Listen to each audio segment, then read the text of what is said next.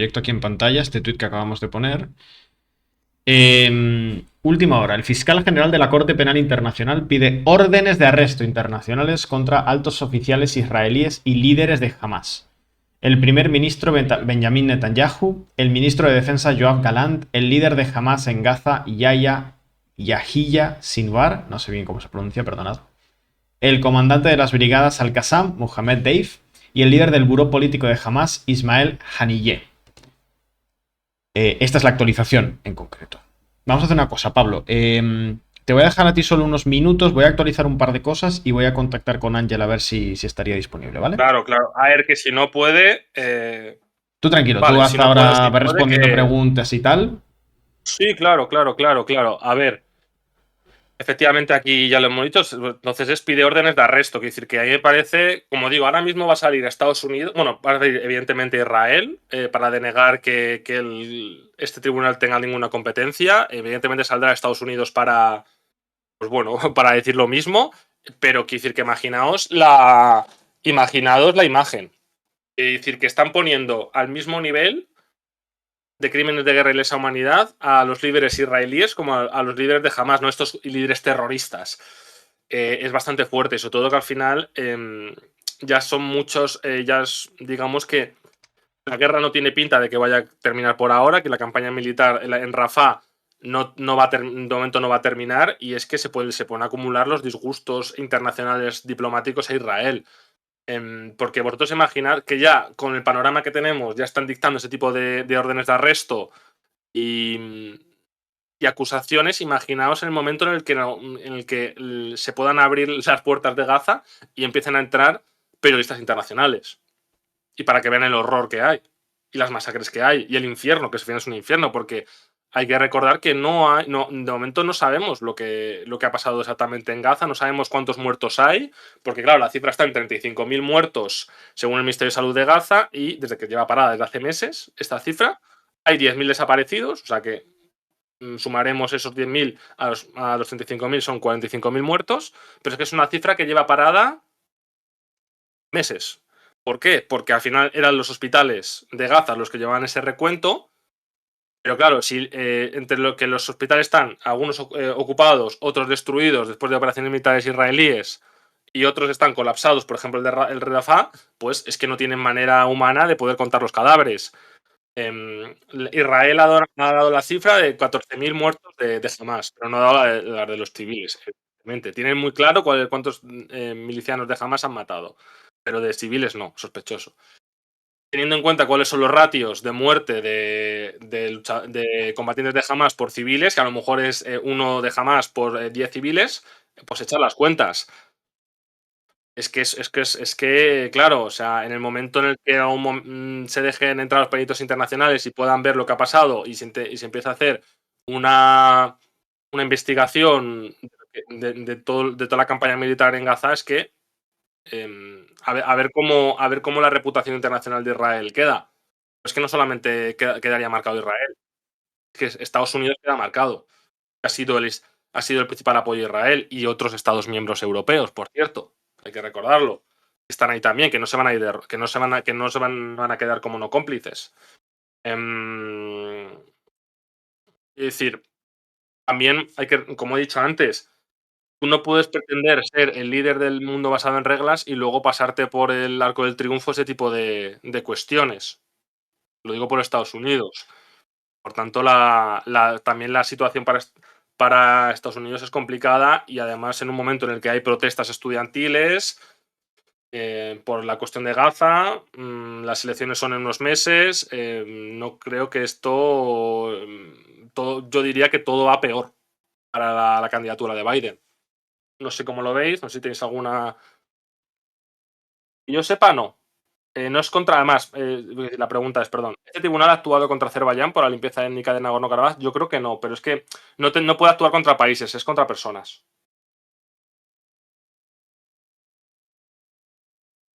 De hecho, Pablo, va a entrar enseguida Ángel, os quedáis vosotros dos si os parece. Vale, Luego ya si esto se alarga, entro y te sustituyo y así me quedo yo con Ángel. Pero de momento vamos con vale, alguna preguntita más en que lo hago. A ver, ¿qué tienes por ahí vale. cositas? Vale, no sé si las has leído tú, es que no me he puesto a hablar y al final no he leído casi ninguna pregunta.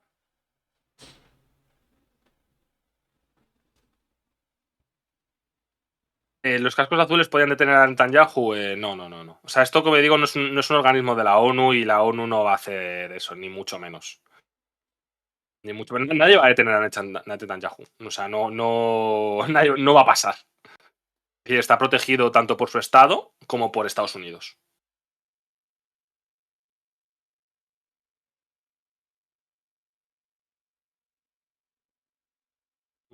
Mm,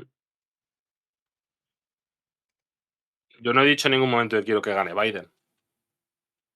En ningún momento lo he dicho. Yo analizo las posibilidades de Biden y de Trump y de lo que puede significar para los demócratas o no.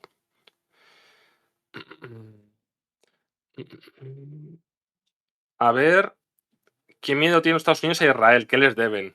Es como el meme, ¿no? De qué le debe el PSOE a Marruecos. No es una cuestión de qué le debe o no. Lo que pasa es que Israel, como hemos explicado en muchas ocasiones, es un país bastante es importante digamos, en el esquema de dominación estadounidense dentro de la región de Oriente Medio. Aparte de ello, o sea, que es el aliado, además, principal aliado de Estados Unidos en la zona, ¿no? Aparte de ello, Israel, perdón, tiene una influencia bastante grande dentro de la política estadounidense, tanto gracias a sus lobbies como, digamos, en simpatías, tanto en los demócratas como en los republicanos. Es un asunto muy sensible dentro de la política estadounidense. Esa relación también especial que han fraguado. La verdad es que digamos que Israel tiene una capacidad y un poder de influencia que muchos países desearían, por ejemplo los ucranianos. Porque a simple vista a lo mejor no quedaría tan claro ese interés estratégico, ¿no? De que Estados Unidos siga apoyando tan fuerte a Israel en Gaza u otros escenarios, pero al final tiene tal capacidad de influencia dentro de Estados Unidos que lo consigue, a pesar de que eso le venga mal a la propia administración Biden.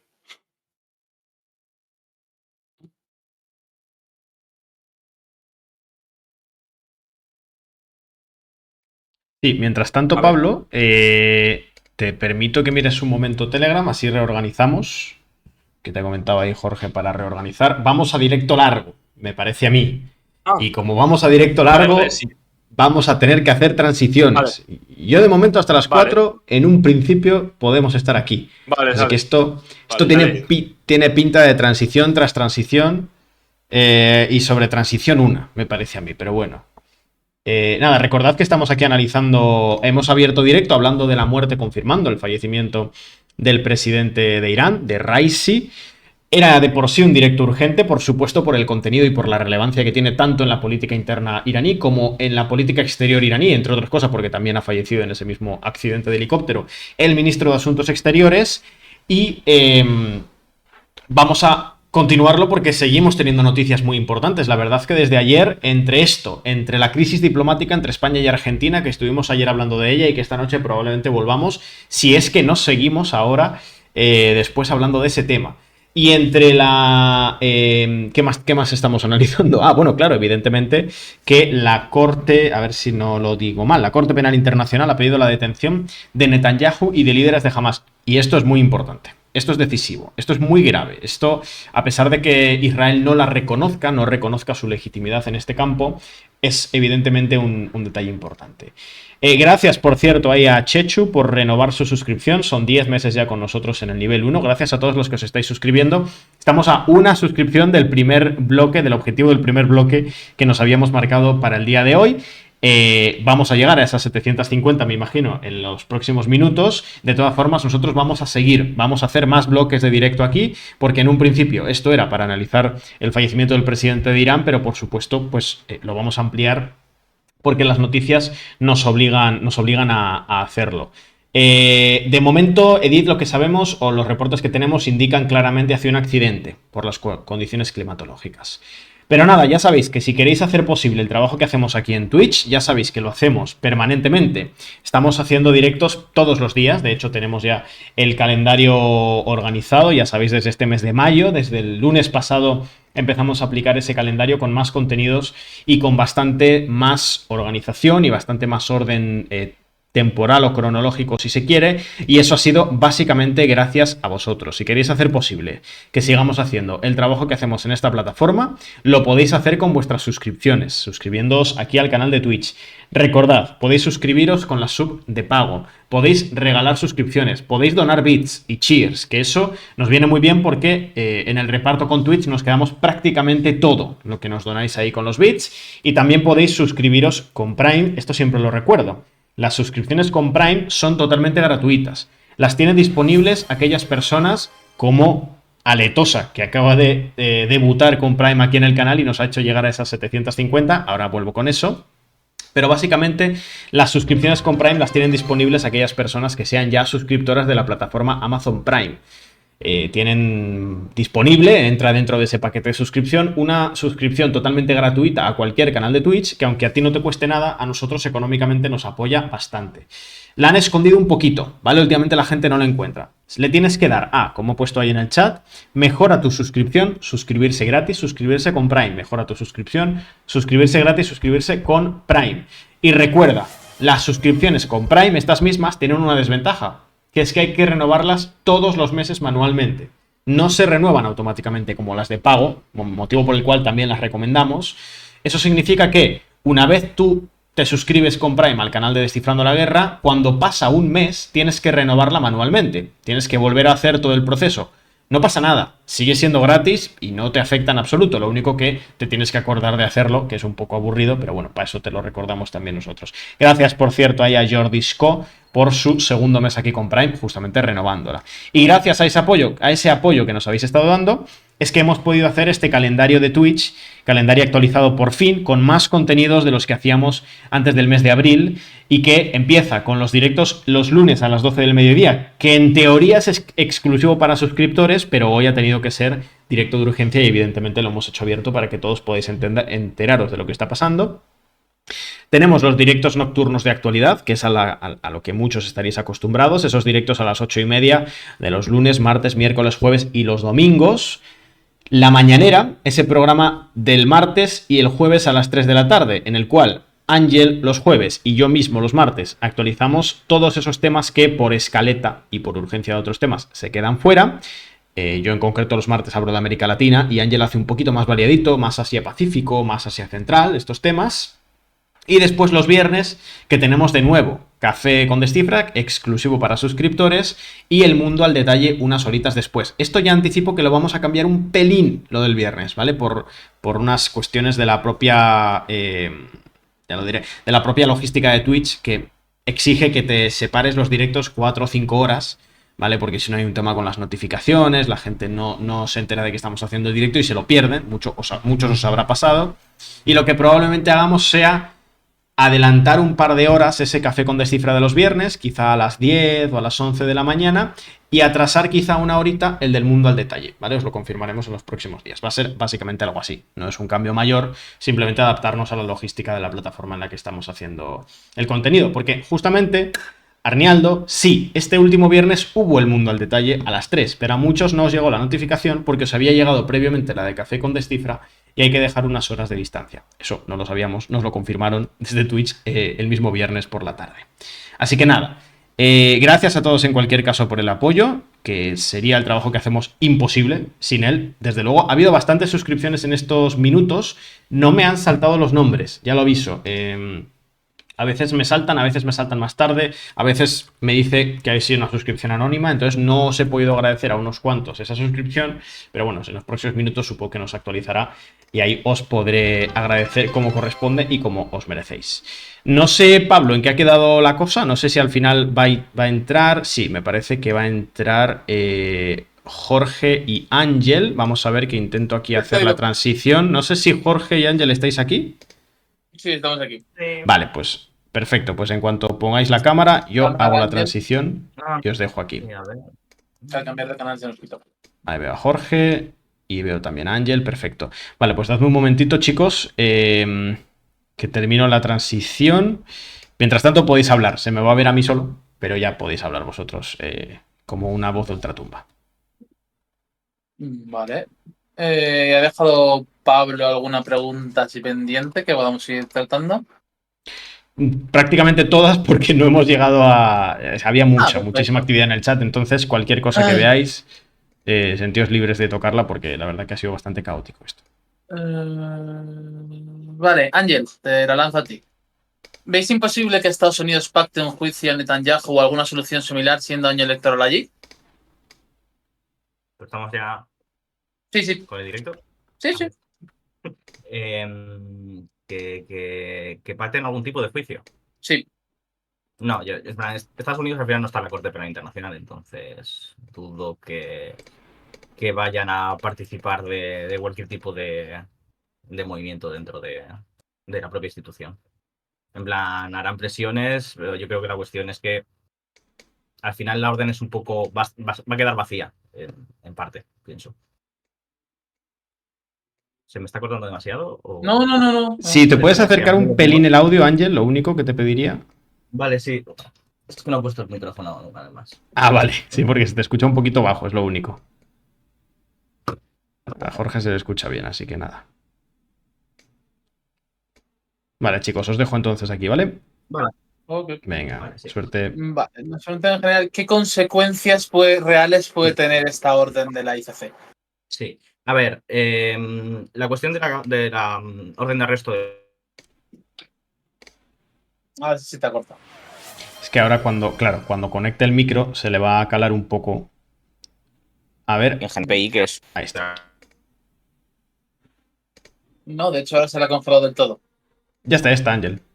Ya has vuelto. Está sufriendo un... Pero... Vale. Digo...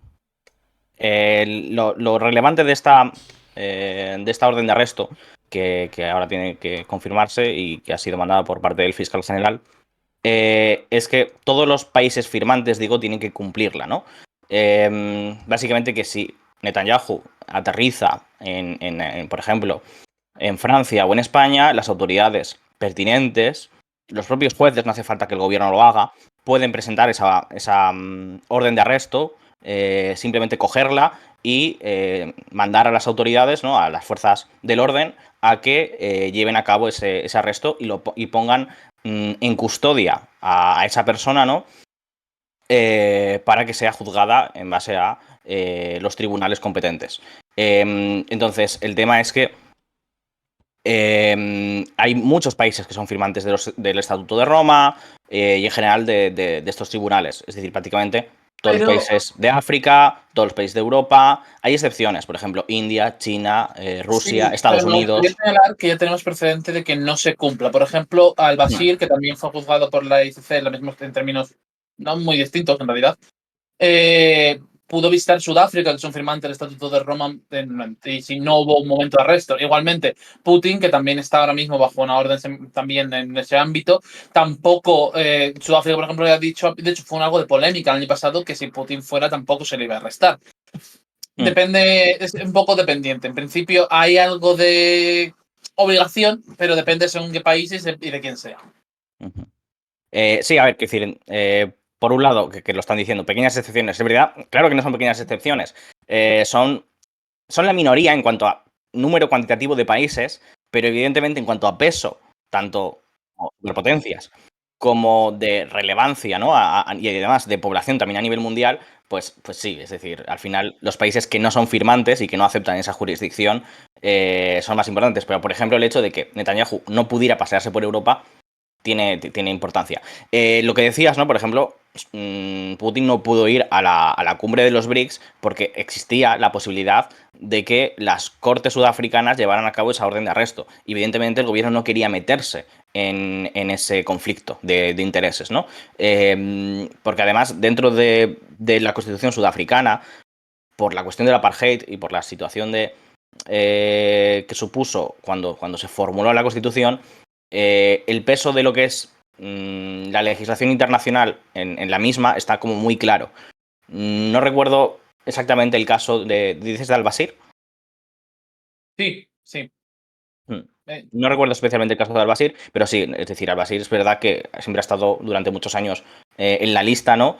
Y creo que ha sido varios países los que ha llegado a visitar y las autoridades lo han ignorado. Y yo creo que con Netanyahu puede pasar lo mismo. Especialmente yo creo que Netanyahu puede jugar la carta, y esto le va a venir muy bien políticamente, que han estado repitiendo de estamos perseguidos por las cortes internacionales, de que Israel, digamos, es un búnker, está solo, está aislado, solo puede luchar para sobrevivir por sí mismo.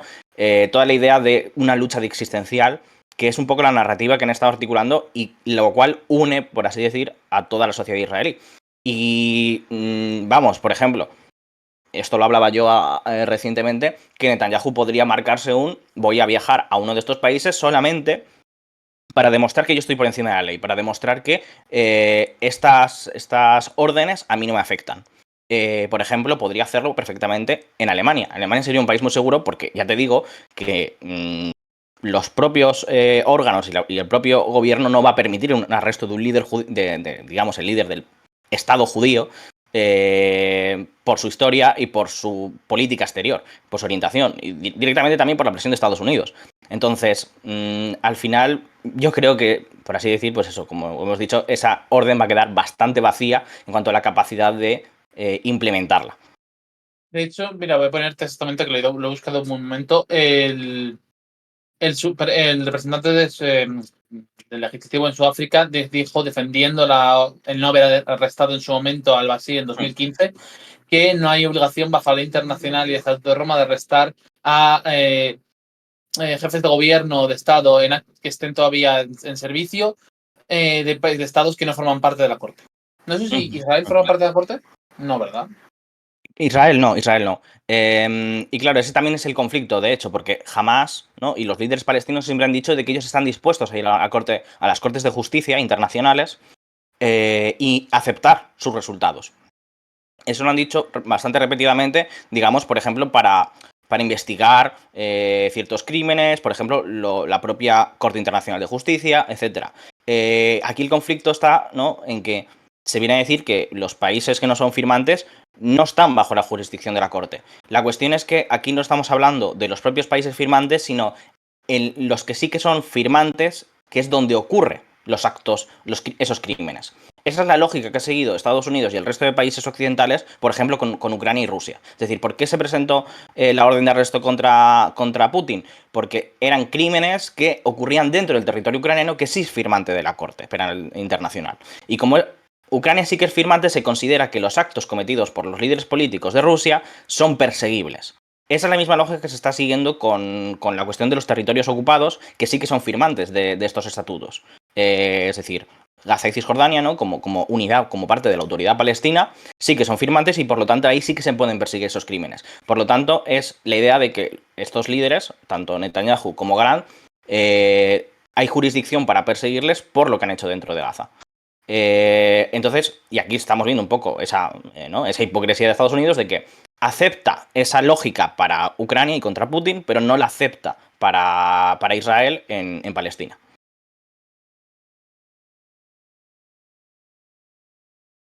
Aunque no vaya a producirse una detención, no sé si creo que se está. No, aunque no se vaya a producirse una detención, ¿va a tener algún efecto esta orden de arresto? Yo creo que es importante y bueno, creo que de hecho a quienes han perseguido, a quienes están en esa lista, también marca mucho lo que se está tratando de hacer aquí. Es decir, lo que más preocupa a Israel y la razón por la cual la reforma judicial que planteaba Netanyahu no se estaba llevando a cabo, o había mucha oposición, sobre todo dentro del ejército, es precisamente porque la idea de fondo es que las propias cortes, los propios tribunales israelíes tienen la capacidad de perseguir, ¿no?, a quienes cometan estos crímenes. Entonces, la Corte Penal Internacional se supone que tiene que intervenir cuando no existe esa seguridad jurídica. Esa es la idea de fondo. Entonces, lo que estaban diciendo, por ejemplo, los senadores republicanos que firmaron esa carta en contra de la posible orden de arresto, era eso. Es decir, lo que se está poniendo en duda es la legitimidad del sistema judicial israelí. Eso lo creo que es, digamos, el elemento más importante de esta orden de arresto. Porque no tanto el hecho de que se lleve a cabo o el hecho de que se esté poniendo sobre la mesa que se hayan llevado crímenes de guerra, sino en concreto lo que se está diciendo es que el sistema judicial israelí no es de fiar, no sirve para cumplir con, digamos, los estándares mínimos que que puedan haber una asunción de responsabilidades por parte de los líderes políticos y militares. Entonces, la oposición que ha habido por parte de durante todo el año 2023 por parte de los manifestantes, que ha habido manifestaciones constantes dentro de Israel desde que se formó este gobierno, pues se quería hacer una reforma judicial que quitara al Tribunal Supremo su capacidad de supervisar y de mirar si hay algunas leyes que se ajustan al derecho, digamos a las leyes fundamentales, porque lo que pasa es que Israel no tiene una constitución. Entonces, esa Corte Suprema al final fue durante los años 90 cuando adquirió ese papel de supervisador, porque no tenía una constitución, digamos, con la que cotejar. Y fue a través de las leyes básicas, ¿no?, que tiene Israel que se ha establecido una ficción de derechos fundamentales, ¿no?, una Bill of Rights, digamos, bajo la cual la Corte puede decir qué leyes son constitucionales, entre comillas, son aceptables para el sistema jurídico israelí, y eso es lo que quería desmantelar Netanyahu. Es decir, quería que el Parlamento tuviera poder absoluto para decidir qué leyes son constitucionales o no. El temor que tenían el establishment de seguridad y militar israelí era que si se desmantelaba ese sistema, los propios militares israelíes estarían expuestos a la persecución por parte de los tribunales internacionales, porque se consideraría que ya no existe una independencia suficiente de la judicatura respecto al ejecutivo para asegurar que vaya a haber esa asunción de responsabilidades. Aunque evidentemente yo diría que si miramos el histórico de lo que del papel de los tribunales israelíes en la persecución de estos crímenes de guerra, si bien hay juicios, los juicios son prácticamente, su resultado, ¿no?, refleja que nunca hay una persecución real de quienes cometen esos crímenes. Es decir, que incluso directamente por la presión política y social que hay. Es decir, hay mucho rechazo a la idea de que un militar no pueda matar a un palestino porque sí. Es decir, que ha habido muchos juicios de militares que han matado a niños palestinos en una situación de que, digamos, por ejemplo, que tenían una pistola de juguete, y el resultado del juicio ha sido pues unos días de cárcel y una pérdida de su estatus como militar, pero no una persecución más allá, ¿no? Es decir, no años de cárcel ni digamos algo más grave. Entonces, lo que temen precisamente los militares es eso, es decir, que no puedan viajar al extranjero, que se puedan ver perseguidos por esos tribunales internacionales. Y ahí es lo que me parece curioso, que la orden de arresto no incluye al comandante militar israelí. Es decir, que hay una diferencia entre que se persigue tanto al líder militar como al líder político, es decir, al ministro de Defensa como al primer ministro en el caso de Israel, y en el caso de Hamas, tanto a Sinwar, que es el jefe en la Franja de Gaza y, digamos, el líder militar, como al líder político, que es Ismael Haniyeh.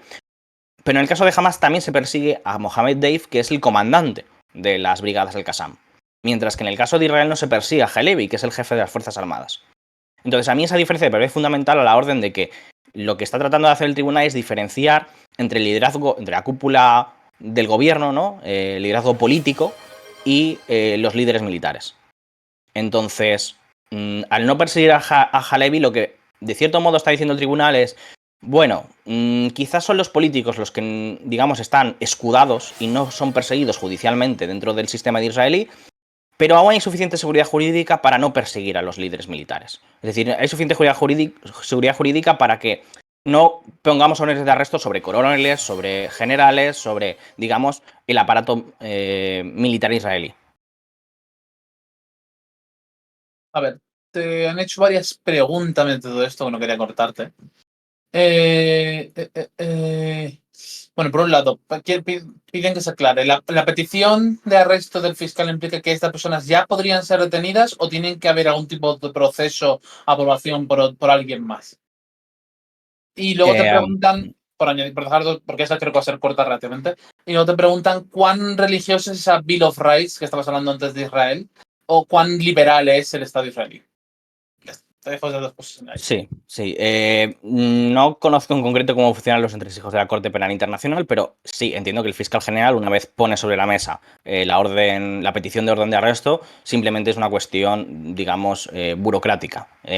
No creo que haya falta, digamos, la opinión de ningún organismo concreto más allá, porque de hecho lo ha anunciado la CNN. Si necesitara algún tipo de permiso más allá, digamos que no sería la noticia exclusiva ahora. Entonces, digamos que yo creo que ahora mismo lo único que queda es trámite y que es ya hay orden de arresto como tal. Y que tenemos que tener en cuenta que esto ya está en marcha. Sobre el tema de lo que digo de Bill of Rights, es que Israel no tiene eso. Es decir, no tiene una constitución, no tiene unos derechos mínimos suscritos.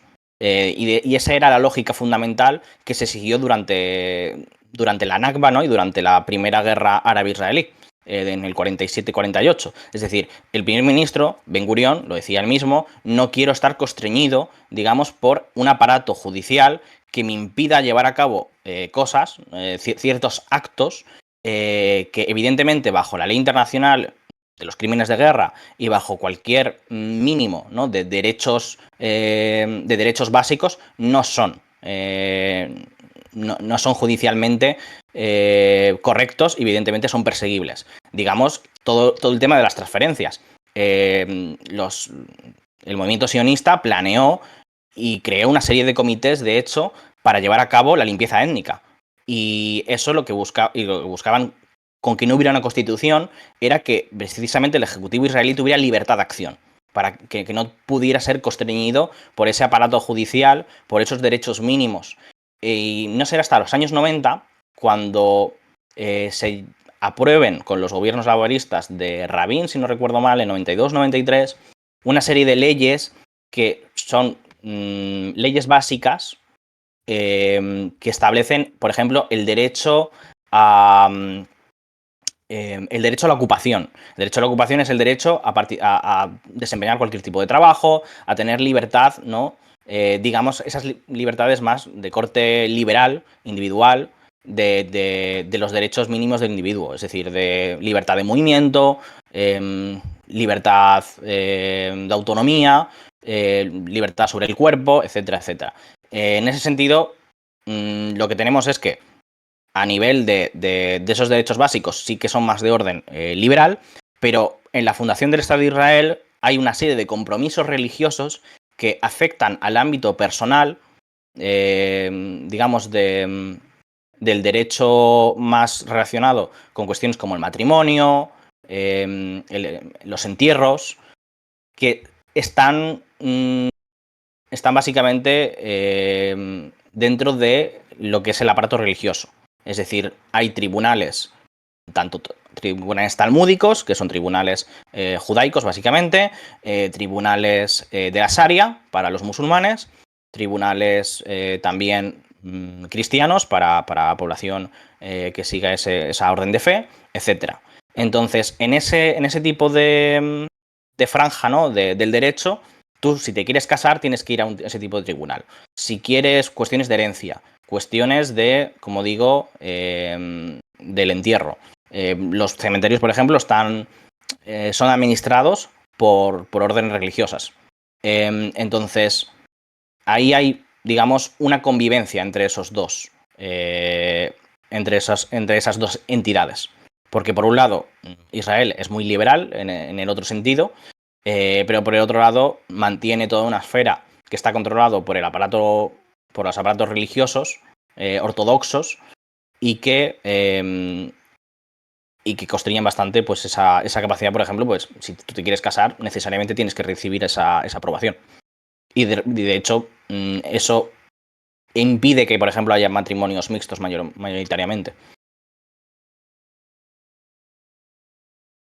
Preguntan si creemos que hay algún país en el cual sí se vendría Netanyahu si viajase a él de los que están dentro del Estatuto de Roma. Pues no, es muy difícil decir, pero yo supongo que hay varios países que digamos, querrían cumplir con este tipo de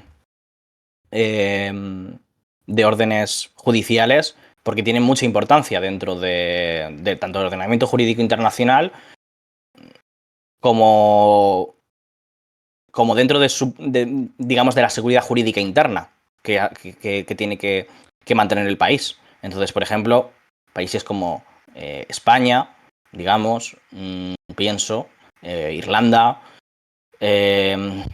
todos los países africanos, porque si lo han hecho con sus propios líderes, dudo que con líderes israelíes. Otra cosa es que, evidentemente, que estos países puedan llevar a cabo los arrestos se va a ver sujeto a las presiones de Estados Unidos. Pero bueno, directamente yo creo que lo que ocurrirá es que la capacidad de movimiento de los líderes israelíes se va a ver limitada y los países que van a poder visitar se va a ver limitado.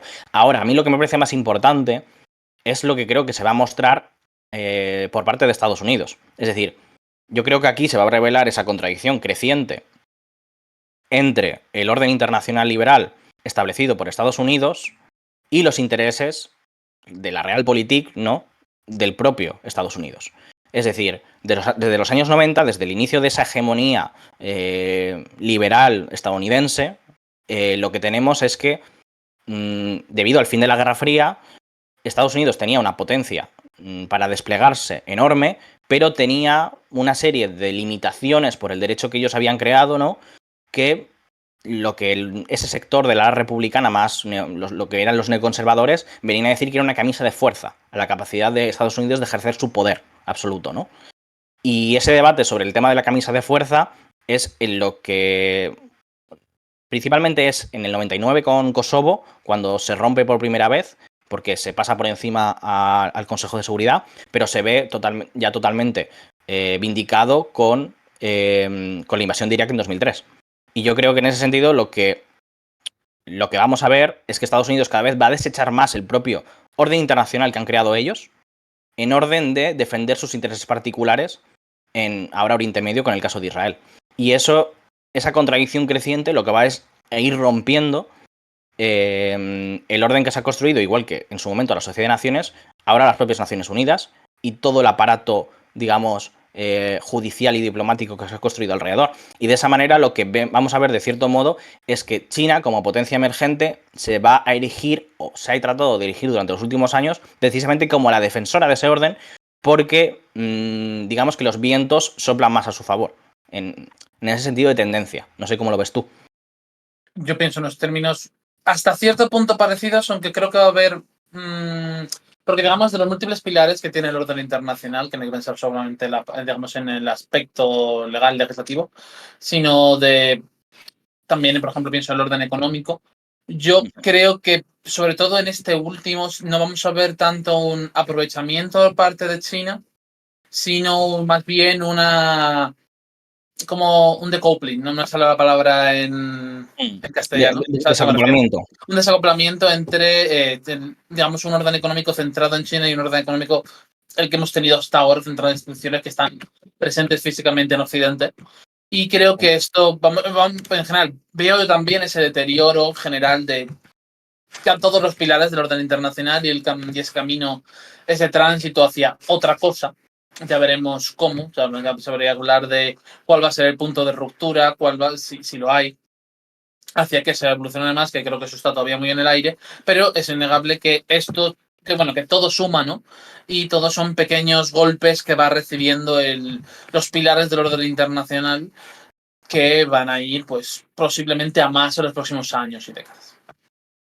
Al final hay que tener en cuenta que todos esos tribunales, todo ese aparato, ese cascarón judicial, no viene a ser más que un recubrimiento de un orden que ya está ahí, es decir, es de una relación de fuerzas. Entonces,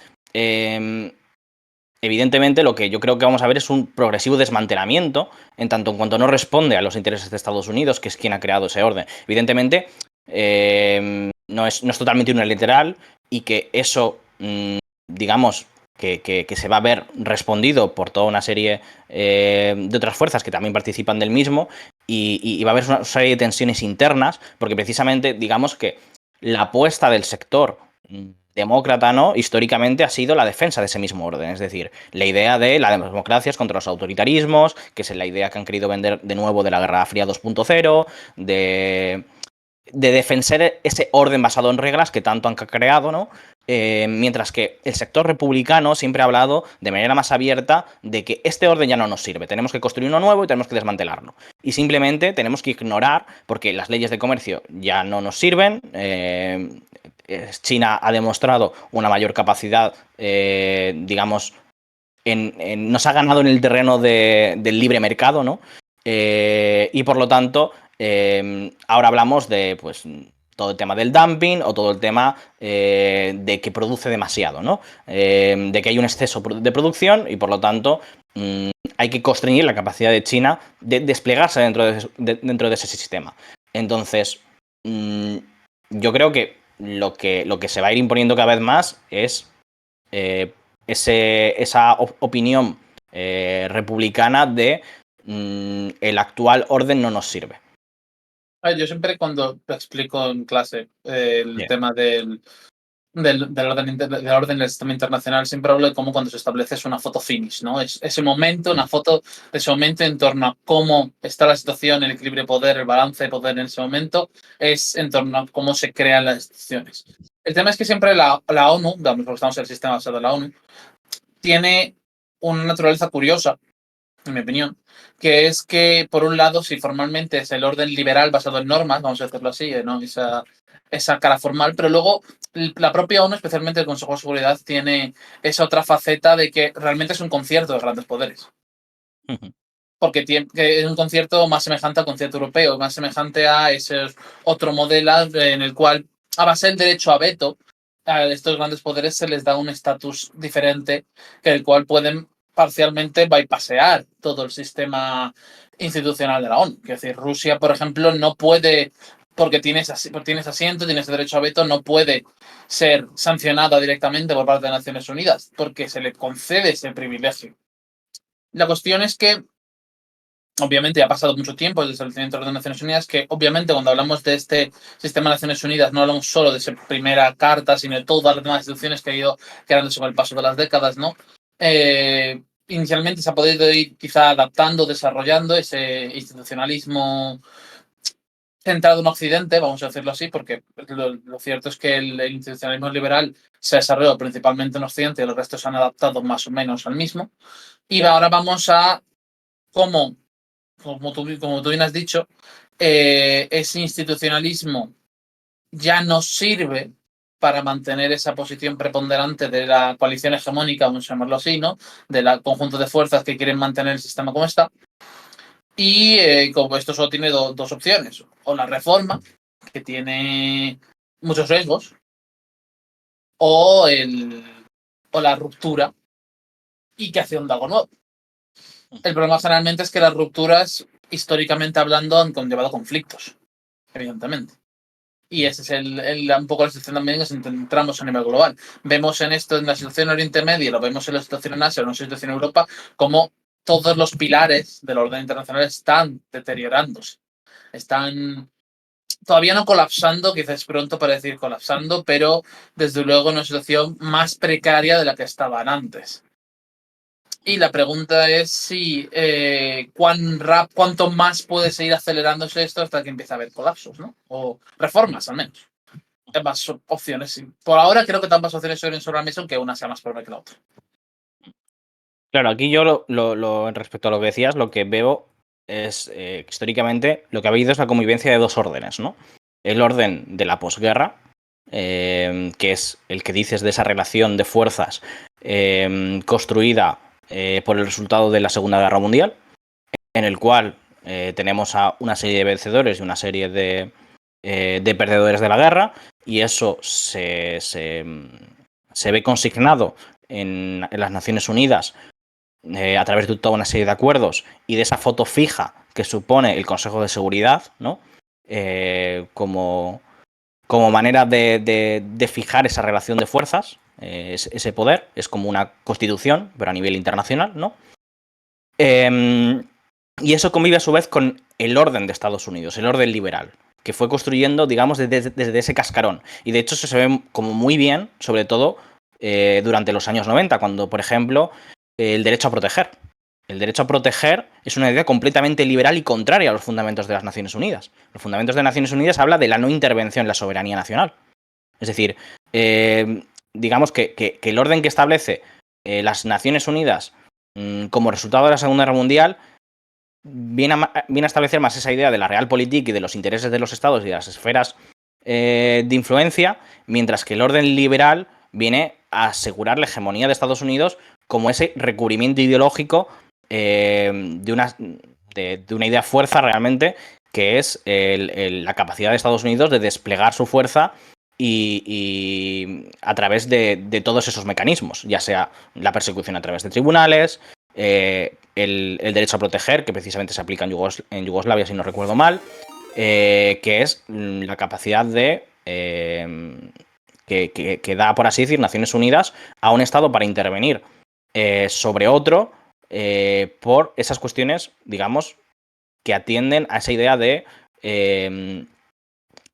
los derechos y de unas obligaciones que no son los derechos de los estados, sino los derechos de los individuos, a lo que se apunta aquí, que es ese orden liberal.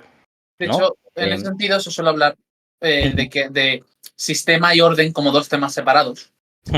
Y que, por así decirlo, habría un sistema que es el mismo, que es constante desde 1945, ¿no? Que es el sistema de Naciones Unidas, pero luego ha habido varios órdenes. Primero el orden de la Guerra Fría, por así decirlo, y luego el orden liberal, que digamos que el orden de la Guerra Fría en el fondo era una combinación de varios subórdenes que se organizaba de una manera colectiva en la dinámica de competición entre las dos superpotencias, ¿no? Pero y cuando desaparece una, pues ese orden de la Guerra Fría se ha sustituido por el orden liberal, que es básicamente ese suborden que centrado en Estados Unidos que se expande a nivel global.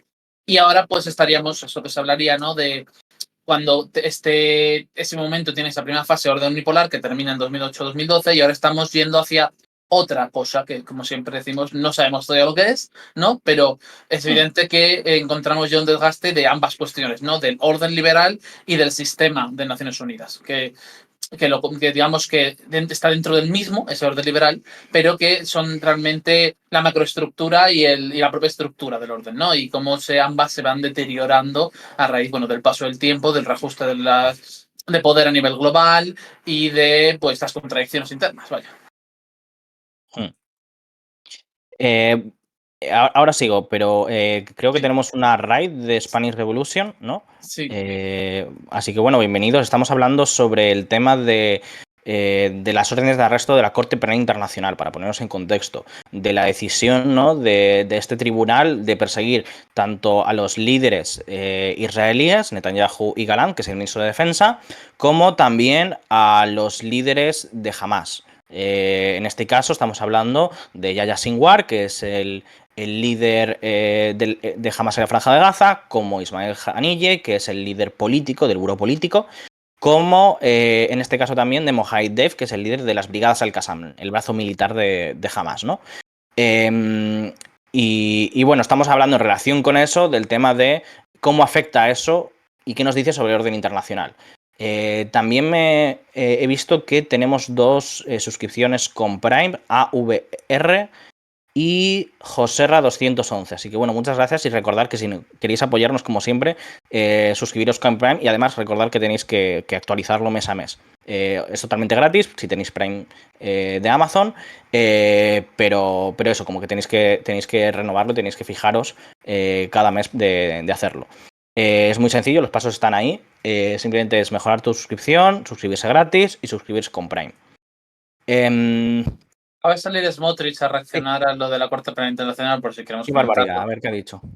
Que es propaganda nazi y Vale. que todos los israelíes deberían sentirse como que ellos han recibido esa orden de arresto después del anuncio de la ICC. Vale. En otro orden de cosas, ¿no? En relación con lo que estabas hablando, yo creo que precisamente Israel se presenta aquí como el eslabón más débil del orden de Estados Unidos, porque viene a ser como el elemento que necesita sí o sí, no puede abandonar en Oriente Medio para asegurar su posición dominante, ¿no? Pero a la vez viene a ser muy problemático porque cada vez los intereses particulares que tiene Israel dentro de la cuestión palestina y los intereses de Estados Unidos como su hegemonía dentro de la región entran cada vez más en contradicción. chocan cada vez más abiertamente. Y de cierto modo, la decisión que se tiene que plantear Estados Unidos, y un poco yo creo que la que ha ido dando ya Joe Biden, ¿no? Es el decidir entre defender ese orden internacional basado en reglas o defender a Israel. Y básicamente la decisión que se ha tomado es defender a Israel a toda costa. Y protegerla, ¿no? De cualquier tipo de responsabilidad, ¿no? Y bueno, ¿qué resultado va a haber de ahí, no? Pues sí, a grandes rasgos es la gran duda, la gran incógnita de qué quiere hacer Estados Unidos en ese sentido y de cómo va a irse desarrollando. Por ejemplo, quiero ver qué dicen Blinken, porque Blinken seguro que va a decir algo, el secretario de Estado de Estados Unidos, al respecto de este dictamen. Seguro que van a decir Biden, que es injusto. no sé si se llegará a pronunciar, pero Blinken Ya. seguro. Y a ver cómo lo enfocan en general, porque desde luego ahora les ponen en un problema. O sea, les han puesto en un apuro, por así decirlo, ¿no? En la Corte Penal Internacional. Sí, sí. Que para quienes estéis preguntando, los países que son parte de la Corte Penal Internacional son América Latina, ¿no? América del Sur. Menos Prácticamente Nicaragua y Cuba, creo. Si no eso estoy es, Cuba. sí, menos Nicaragua y Cuba. Prácticamente, pues eso, todo el Caribe, hay algunas excepciones, Haití, entiendo que son firmantes, pero no han ratificado, ¿no? Sí, creo que es el caso. Creo que eso, el caso de Haití, Bahamas y Jamaica, pero el resto, todo lo que es América, excepto esos países y Estados Unidos, que Estados Unidos abandonó la Corte Penal Internacional, ¿no? Sí, firmó, pero lo rechazó. Y el caso es que Estados Unidos incluso tiene leyes, y esto es importante también, es decir, Estados Unidos tiene leyes para perseguir a los jueces de la Corte Penal Internacional, es lo que se conoce como la ley de invasión a la Haya, porque incluso prevé digamos que en los más extremos puede prever esa posibilidad, es un acta que da la potestad al gobierno de Estados Unidos para llevar a cabo cualquier acción necesaria contra los jueces de la Corte Penal Internacional si persigue a militares o a líderes políticos de Estados Unidos o a sus aliados. Por lo tanto, también esto, digamos, que depende de cómo se interprete, podría entrar Israel. Digo que podría entrar porque como tal, Estados Unidos oficialmente nunca ha tenido una alianza militar con Israel. A nivel tratado, ¿no? Como las que tiene con la OTAN o las que tiene con Japón. Pero, digamos que en Estados Unidos la interpretación de aliados aquí, evidentemente, seguramente entre Israel. También forman parte de la Corte Penal Internacional prácticamente toda la Unión Europea, perdona, casi toda Europa, excepto Bielorrusia, Rusia, que la abandonó, y Ucrania, que es firmante pero no ha ratificado. Y creo que Mónaco también, como excepción, por decirlo, que también es firmado pero no ratificado. Y Ciudad del Vaticano, que tampoco está dentro. Después tenemos en África, que yo pensaba que eran más países, la verdad. Pero hay muchos países que, por ejemplo, no están, nunca han estado o directamente no han ratificado. No forman parte de la Corte ni Libia, ni Mauritania, ni Etiopía, ni Somalia, ni Sudán del Sur, ni Ruanda, ni Eswatini, ni Guinea Ecuatorial. Tengo mis dudas sobre Libia. ¿Ah, sí? Puede que no esté actualizado. Déjame, lo voy a comprobar rápido porque me suena de que sé que ha habido varios casos de respecto a Libia. Ya te lo busco ahora, pero vamos. El morado no sé qué significa, porque Burundi está morado, pero bueno. Estados que firmaron, ratificaron y abandonaron. Ah, vale. Que son dos. Ok, sí. Filipinas y Burundi. Después también Argelia, Marruecos, Egipto, Angola, Mozambique, Camerún. Esos países firmaron pero no ratificaron. Después en Asia, digamos que es donde menos hay.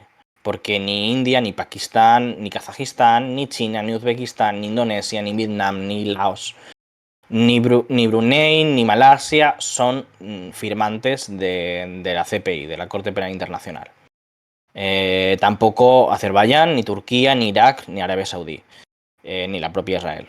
Después, realmente los países firmantes y que también han ratificado simplemente son Afganistán, Mongolia, Japón, Corea del Sur, Camboya, Australia, Nueva Zelanda. Esos países, en principio, los líderes israelíes, Netanyahu, no podrían viajar.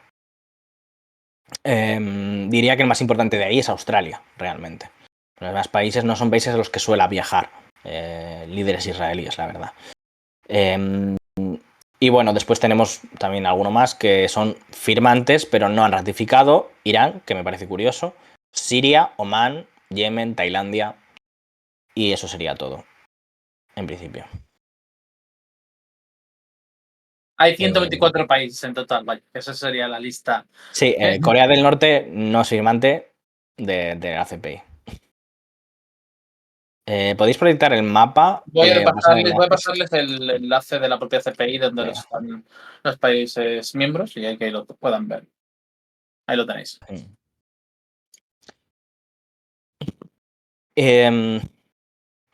Y bueno, los cargos también son interesantes a comentar, ¿no? Es decir, para los líderes de Israel, los cargos son exterminio, según el artículo 7 del Estatuto de Roma, inanición como método de guerra, es decir, la cuestión de que no se está permitiendo, que también es otro cargo, de negación de ayuda humanitaria, es decir, que se está creando una hambruna de manera artificial, ¿no? en Gaza, no permitiendo la llegada de ayuda, y no solo ya por parte del propio ejército, sino que el ejército está permitiendo, ¿no? Esto lo hemos visto sobre todo estos días, ¿no? El ejército está permitiendo que civiles israelíes, ¿no? Organizados, los colonos, por ejemplo, en Cisjordania, estén impidiendo la llegada de ayuda. Es decir, no están tomando medidas para evitar que haya esos bloqueos, por ejemplo. Ha habido durante meses acampadas en lo que son los corredores humanitarios, en los pasos de... joder, no me acuerdo de los nombres bien. Bueno, los pasos de Gaza, ¿no? Para bloquear la entrada de ayuda humanitaria. Estos días, de hecho, incluso hemos visto en Jerusalén, por ejemplo, grupos de israelíes organizándose para parar a los camiones, interrogar a los camioneros y preguntarles qué tipo de carga llevan y si esa carga es para Gaza. Y si esa carga es para Gaza, no permiten que siga el camión. E incluso en zonas, por ejemplo, de Cisjordania, han saqueado, han vandalizado, han quemado camiones. E incluso ha habido un caso en el cual un conductor palestino lo pararon y le pegaron una paliza y el hombre está en el hospital. Y lo que ocurrió es que encima incluso no llevaba ayuda humanitaria, que bueno, es la excusa que han utilizado, es decir, que es que lo pararon porque pensaban que llevaba ayuda humanitaria para Gaza y que por desgracia no llevaba y que fue una equivocación. Esa es, digamos, la argumentación que hay.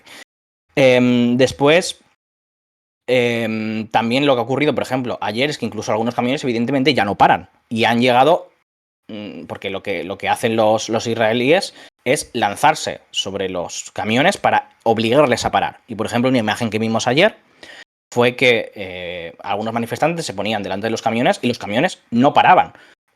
Porque evidentemente está el miedo de que puedes acabar como el otro camionero que prácticamente lo han matado y que está en el hospital con heridas muy graves.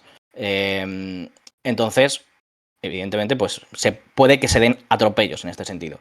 Y después las órdenes de arresto contra los líderes de Hamas tenemos, como decía, Yahya Sinwar, Mohamed Deif y Ismael Haniyeh.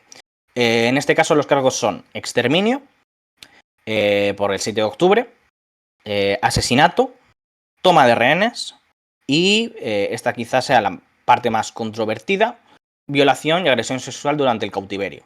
Porque de momento no se ha probado de ningún modo que haya casos de agresión sexual, digamos, a nivel a gran escala, ¿no? Que sea algo sistemático. Es precisamente a lo que fue una investigadora de la ONU a Israel y que las autoridades israelíes le pusieron muchas dificultades y no le permitieron, digamos, trabajar de manera independiente. Y la conclusión del informe fue que había casos de violencia sexual durante el 7 de octubre, pero que no se podía determinar si había un uso sistemático, digamos, de la agresión sexual como arma de guerra, ¿no? Que es lo que se quiere determinar aquí realmente y lo que es importante dentro de esta idea de los crímenes de guerra o crímenes de lesa humanidad que persigue la Corte Penal Internacional. Y esa es, en general, la imagen, ¿no? de lo que se está persiguiendo por parte del tribunal. Voy a ver si hay alguna pregunta. Nos preguntan mucho si creemos que de verdad algún país europeo pues, detendría a Netanyahu si entrase en su territorio. Es una pregunta muy importante y que es difícil responder, porque yo creo que ciertos países podrían estar, digamos, dispuestos a llevar la orden de arresto, pero por la presión de Estados Unidos quizá no. Es decir, que una vez entre Estados Unidos en la ecuación, yo lo dudo mucho.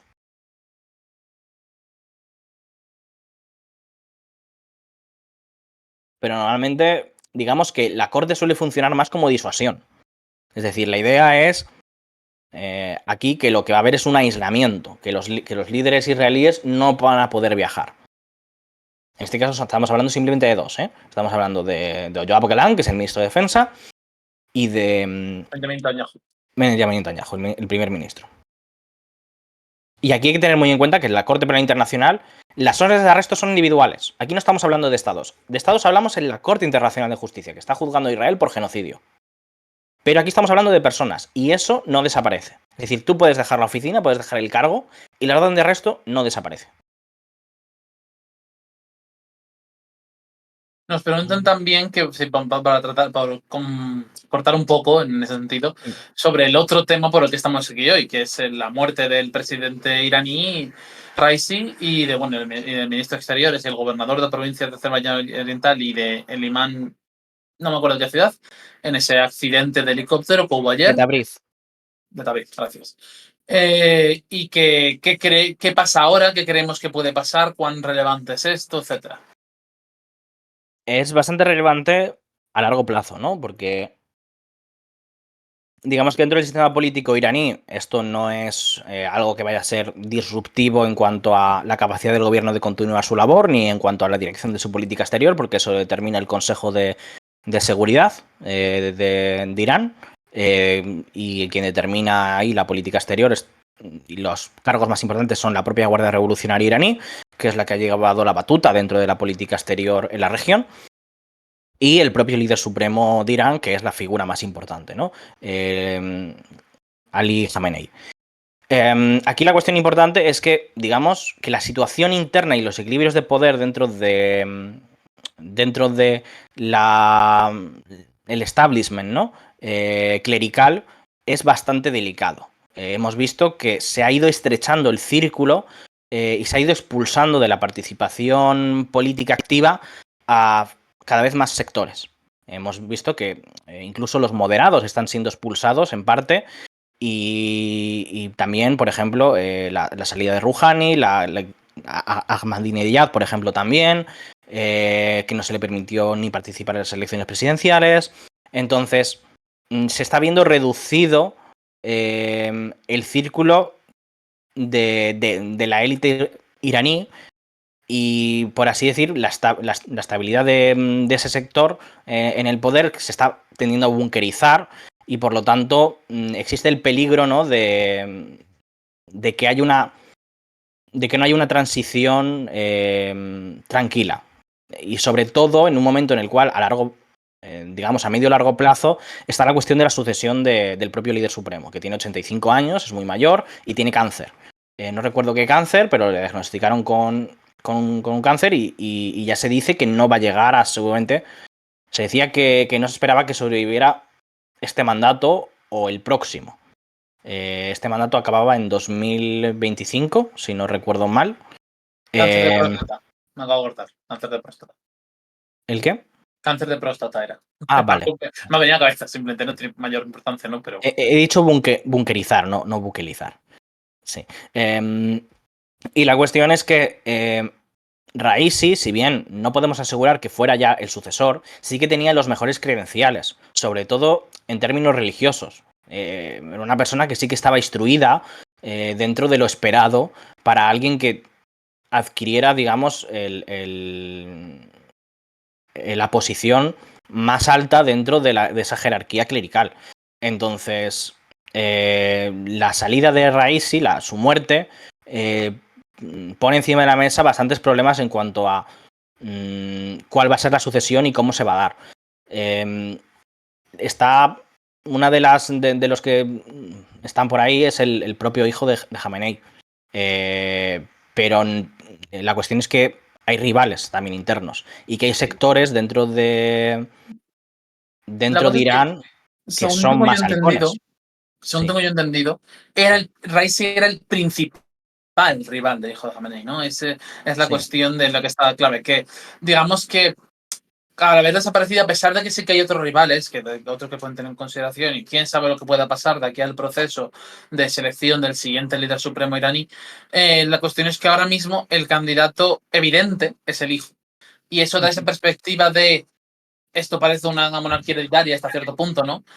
Y es una imagen que preocupa a la cúpula iraní, Dar, de cara a plantear cuál es la situación dentro del país, especialmente con las sucesivas tensiones internas que ha tenido durante los últimos años, que sabemos que Irán tiene grandes protestas cada relativamente poco tiempo. No recuerdo ahora mismo cuándo fueron las últimas, sinceramente, pero sí que hemos tenido 2022. bastante actividad en ese sentido.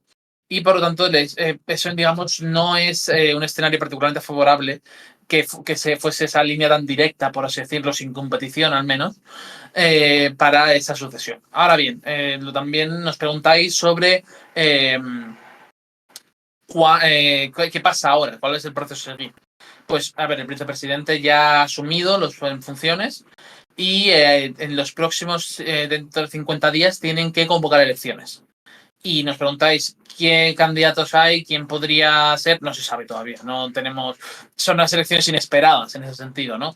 En cuanto sepamos algo más al respecto, seguramente en algún momento hablaremos de ello, porque es importante ver qué tendencia puede imponerse qué figura puede imponerse dentro de los distintos líderes iraníes, pero por ahora no lo sabemos.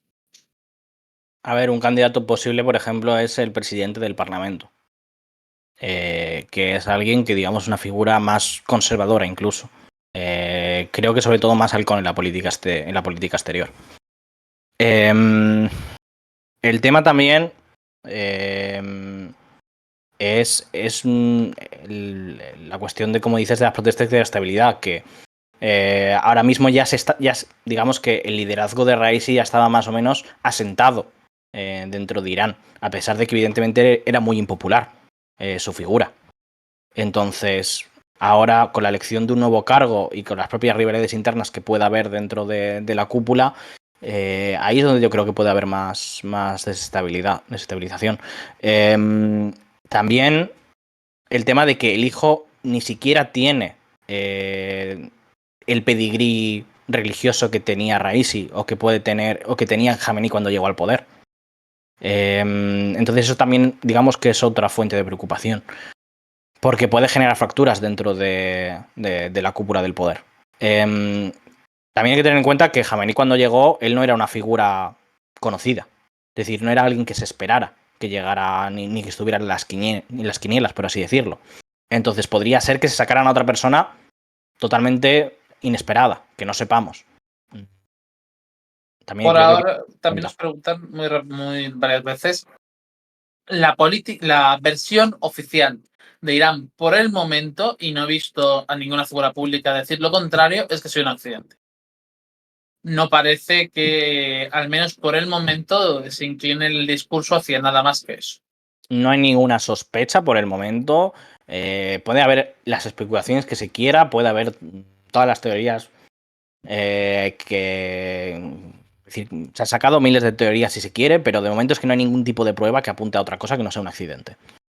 Estamos hablando de que simplemente se trató de que Raisi fue a la frontera a verse con el presidente de Azerbaiyán para inaugurar una presa conjunta, una presa hidroeléctrica, la más grande en la región de Azerbaiyán Oriental y que va a dar bastante electricidad tanto a Azerbaiyán como a Irán.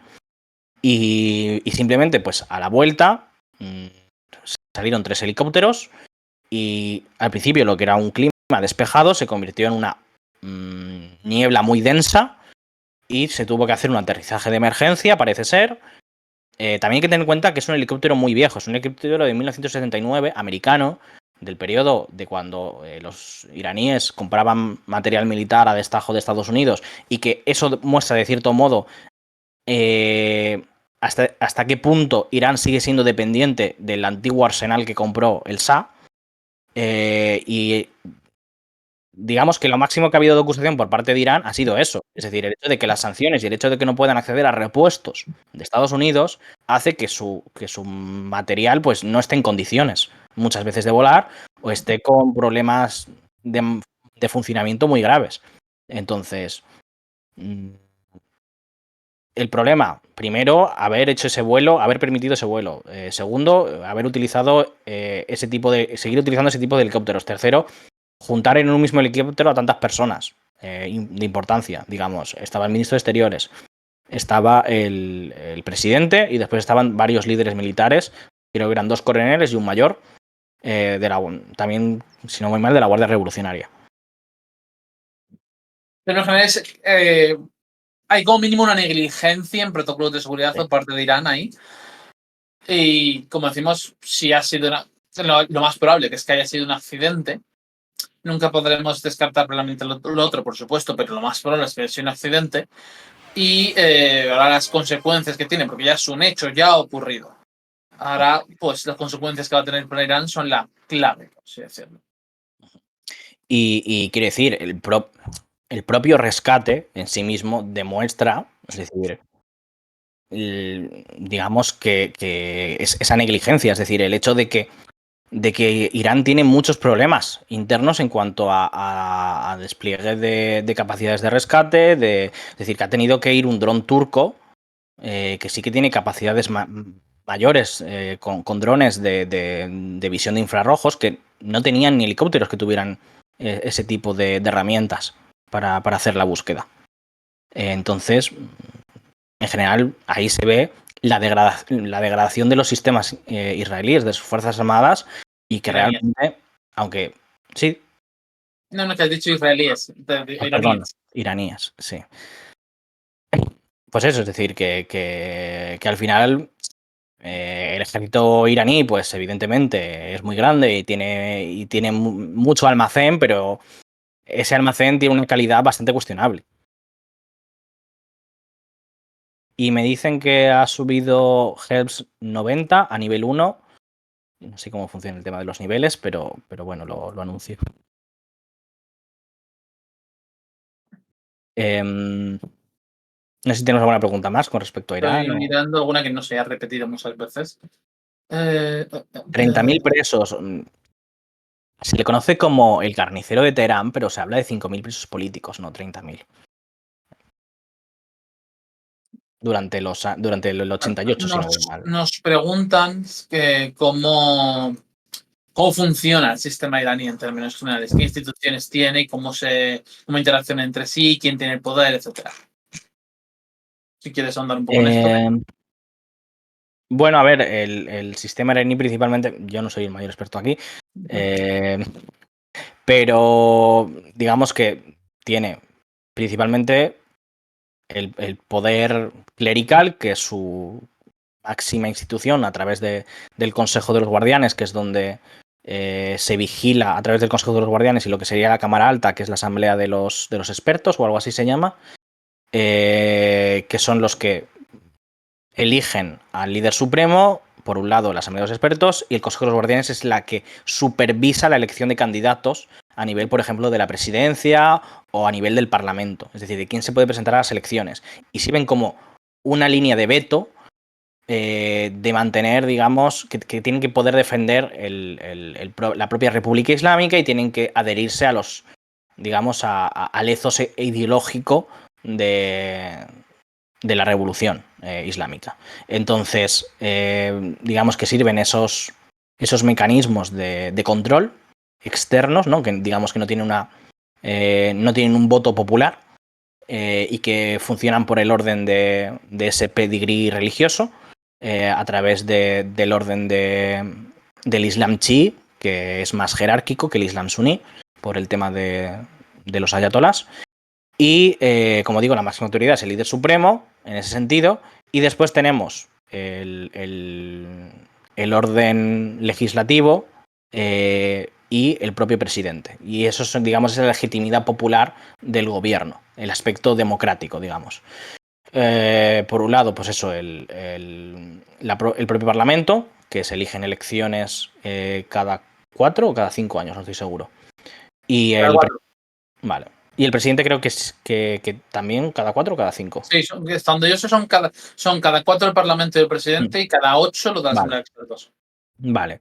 El caso es que normalmente estaban discontinuos, ¿no? Es decir, por ejemplo, este año 2024 fueron las elecciones al Parlamento y en 2025 eran las elecciones a la presidencia. Ahora parece que eso va a cambiar debido a que se van a hacer elecciones presidenciales y se ha dicho que no van a ser simplemente para cubrir este mandato, sino que van a ser ya para una renovación total de mandato. Entonces, ahora mismo parece ser que a partir de ahora las elecciones presidenciales y las elecciones parlamentarias irán el mismo año. Digamos que el aspecto presidencial es un contrapeso al poder un contrapeso menor al líder supremo, que da esa legitimidad popular, y eso se da a partir de los años 90 principalmente, que es cuando se da una democratización del sistema de la República Islámica. Para hacer un poco de resumen, digamos que hay 5 instituciones clave, 5 figuras o instituciones clave dentro de lo que es Irán. Están el Parlamento, el presidente y la Asamblea de Expertos, que son electas. Y luego están el Consejo de Guardianes, el Gobierno y el líder supremo. En la Asamblea de Expertos elige al líder supremo. El Consejo de Guardianes es quien revisa la labor del legislativo y veta candidatos tanto para la Asamblea de Expertos como para el Parlamento. Y ¿qué me estoy dejando? O sea, el gobierno surge del Parlamento. Tiene que ser aprobado para el Parlamento, que elija también a pesar de que son nombrados por el presidente. Sí, en ese sentido es como un sistema semipresidencial, porque el presidente no tiene poder absoluto sobre la elección de su gabinete, sino que también tiene que ser aprobado por el Parlamento, ¿no? Sí, básicamente. Ujú. Eso es semipresidencial, que le añades básicamente las figuras extra de la Asamblea de Expertos, el Consejo de Guardianes y el líder supremo, básicamente. Ujú. Y bueno, ahora también se ha suscrito a Prime, Ben Maneiro. Como siempre, bueno, como os decimos, nos podéis ayudar a través de eso y es la manera que podamos seguir comentando y viniendo a última hora con este tipo de temas. No sé si había alguna pregunta más sobre, bueno, no sé si esto, sobre el tema de Israel. Bueno, nos está preguntando cómo se conforma la Asamblea de Expertos en Irán. No sé decirte ahora mismo, la verdad. A ver, yo lo que yo sí sé, que son, primero son 88 los expertos, Sí. ¿vale? Son elegidos de una lista de candidatos que es filtrada por el gobierno, ¿vale? O sea, son elegidos por voto Consejo de público y Guardianes, directo. ¿no? Sí, cada 8 años y la lista es filtrada por el Consejo de Guardianes. Y estoy pensando si qué más datos puedo dar, ¿vale? Claramente a ese respecto.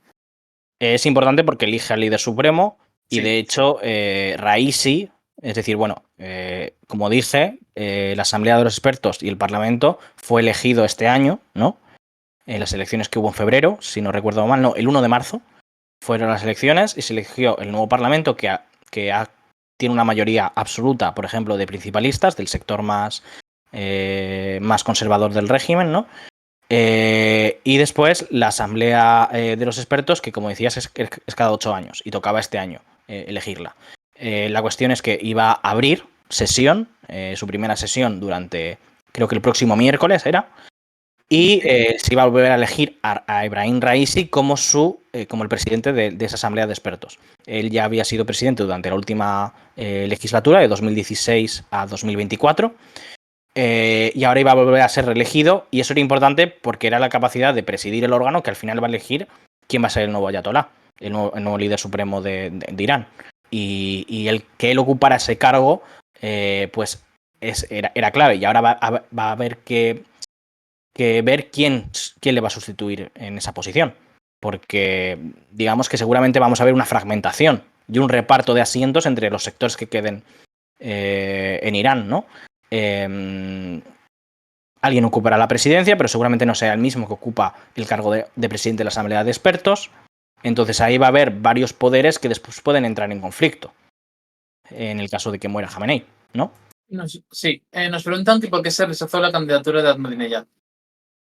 por nacionalista, en vez Básicamente. de ser lo suficientemente ese celo religioso. Y nos vuelven ahora de nuevo hacia Israel. Nos preguntan si la Interpol tiene algún papel respecto a lo de la Corte Penal Internacional de Israel. Primero que quiera responder eso. Entiendo que sí, entiendo que la Interpol, igual que suele cooperar con este tipo de órganos. Y nos Pero- preguntan sobre. Bueno, una vez nos vuelven a preguntar qué supone esto para países pertenecientes a la Corte Internacional. Bueno, hay que aclarar que a esa pregunta que en Estados Unidos no pertenece a la Corte Internacional de Justicia, ¿vale? No. Y bueno, ¿qué creemos que va a suponer esto para Israel a nivel de apoyo internacional? Si quieres dar una vuelta más a ese respecto. Sí. Bueno, la cuestión es que Estados Unidos aquí, como venimos diciendo, no va a llevar a cabo la orden de arresto y seguramente va a llevar acciones contra la Corte Penal Internacional. Ya tiene algunas leyes que le permiten al Ejecutivo incluso imponer sanciones contra los miembros del tribunal. Y de hecho los propios senadores, varios senadores republicanos, 12, amenazaron ya hace unas semanas al fiscal general, ¿no? Que podría haber consecuencias para él, para su familia, para su personal y para la institución en general. Entonces, bueno, ya lo vimos, por ejemplo, con Afganistán, con el gobierno de Trump, que hubo una amenaza muy seria de que no se persiguiera a soldados estadounidenses, ¿no? Por crímenes de guerra, que, por ejemplo, es algo que ha salido a la luz durante estos últimos años, por ejemplo, en Australia. En Australia ha habido bastantes casos de militares que se han sacado casos de matanzas, ¿no? Por parte de estos soldados. Y de hecho estos días se había perseguido a uno de los whistleblower, como se diga. Whistleblower, quiero decir. Sí, whistleblower. Y bueno, y Estados Unidos ha dejado muy claro que cualquier tipo de persecución de órdenes de arresto contra líderes israelíes va a ser respondido con sanciones y con algún tipo de respuesta contra los propios jueces de la corte. Entonces habrá que ver cómo se da, digamos, hasta dónde está dispuesto a llegar la administración Biden. Pero yo creo que no va a haber, digamos, buenas palabras. Y bueno, lo que estábamos comentando, ¿no? Es que para quien no haya estado, ¿no? Es el tema de que hasta qué punto esto va a suponer un desmantelamiento progresivo de las instituciones del orden liberal internacional. La Corte Penal Internacional, que es la de la Haya, no está dentro del sistema de la ONU como tal. No es es un órgano, un tribunal internacional que está puesto de común acuerdo por parte de todos los países firmantes. Es un acuerdo internacional. Y por lo tanto no forma parte, no es como la Corte Internacional de Justicia, que sí que forma parte del sistema general de Naciones Unidas. Están varios no es la palabra, congresistas estadounidenses lanzando amenazas contra la Corte Penal Internacional. Por ejemplo, más por Florida está diciendo Estados Unidos no reconoce la Corte Penal Internacional, pero la Corte desde luego va a reconocer qué pasa cuando te metes con nuestros aliados. Acaba de publicar en Twitter hace unos momentos. Por ver un poco el tono que se espera de cierta parte, al menos de parte de la clase política estadounidense. Los republicanos van a empujar mucho, tanto a través del Congreso como a través del Senado. Quizá Joe Biden no vaya tan lejos como le pidan estos, pero van a dejar ciertas cosas sobre la mesa y quien gane las elecciones de noviembre, si gana un republicano, seguramente haya incluso acciones más potentes, ¿no? Sí, seguramente. De hecho, no me sorprendería si gana Trump que hubiese sanciones contra los jueces de la CPI y demás. No me sorprendería en absoluto. Sí. Hay que recordar que existe esa ley en Estados Unidos, que es la que se conoce como Ley de Invasión de la Haya, que es que se le da poderes al Ejecutivo estadounidense por parte de el Congreso para tomar las acciones que considere necesarias contra los jueces de la Corte Penal Internacional si persigue tanto a oficiales estadounidenses como a sus aliados. Bueno, alguna otra pregunta que tengáis por aquí. Y bueno, como digo, yo creo que el aspecto más importante de esta decisión de la orden de arresto internacional es cómo afecta en el orden interno lo que hemos hablado por otro lado del orden internacional por parte de Estados Unidos, pero también el orden interno en Israel. Porque ahora, digamos, los incentivos para llevar a cabo esa reforma judicial que planteaba el gobierno de Netanyahu están más sobre la mesa. Porque digamos que lo que se echaba para atrás era la idea de que se persiguiera a los militares israelíes. Es decir, que el aparato de seguridad y militar israelí tenía mucho temor a que si se llevaba a cabo esa ley se considerara que en Israel no hay suficiente independencia por parte de la judicatura para que, por lo tanto, fuera necesario llevar a cabo esa persecución por parte de otros tribunales. Es decir, que no se confiara en los tribunales israelíes. Entonces, ahora mismo va a haber un reforzamiento interno de Netanyahu y de su gobierno. Es decir, esto es un balón de oxígeno enorme, realmente. Y bueno, de hecho tenemos, se supone, y esto es muy importante, quizás no lo hemos hablado tanto, un ultimátum, que es el 8 de junio, por parte de Benny Gantz, del miembro de la oposición que está dentro del gobierno. Un ultimátum para que consiga